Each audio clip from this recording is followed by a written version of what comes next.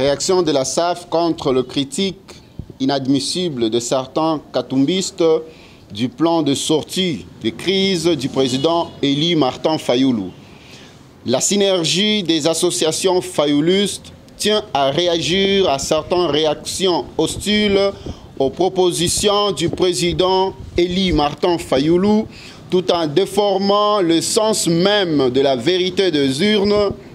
C'est le cas de M. Francis Kalombo, qui s'est permis de poster un tweet provocateur accusant le président Élie Martin Fayoulou de vouloir négocier un poste avec Félix Tshisekedi Tshilombo. Nous tenons donc à préciser ce qui suit. 1.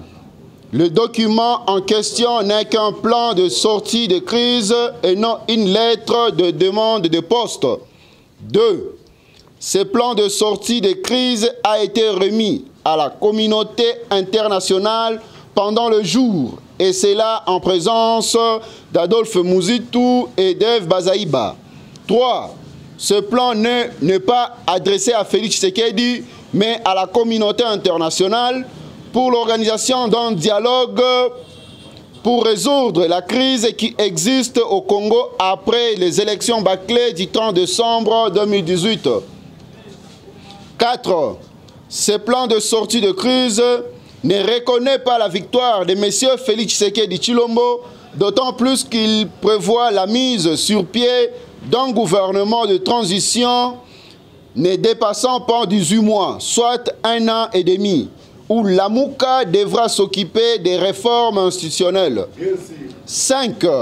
Ce plan n'est un secret pour personne, car le commandant du peuple l'avait bel et bien dit dans son meeting qu'il proposait soit les recomptages de voix ou soit la mise sur pied d'une transition. 6. Ce plan vaut mieux que proposition qui tente à faire comprendre aux Congolais de reconnaître M. Félix Tshisekedi Tshilombo pour le remplacer en 2023. Nous sommes donc fatigués par les ajustements des traîtres qui se cachent dans la Mouka, mais qui défendent les intérêts du FCC cash, en cherchant par tous les moyens à déstabiliser les commandants du peuple, Martin Fayoulou. Nous disons donc à M. Francis Kalombo de faire très attention avant de s'exprimer de la sorte contre le leader Martin Fayoulou, le président Élie. Nous mettons donc en garde M. Francis Kalombo et lui demandons de retirer ses propos dans tout au plus 48 heures avant que la synergie des associations fayoulistes prenne d'autres dispositions. Nous rappelons que l'unité de la Mouka est une condition importante pour permettre à notre peuple de se libérer et de faire respecter notre démocratie. Vouloir créer de la division entre le leader constitue une haute trahison du peuple. Pour cela, nous demandons au coordonnateur de la coalition Lamouka, M.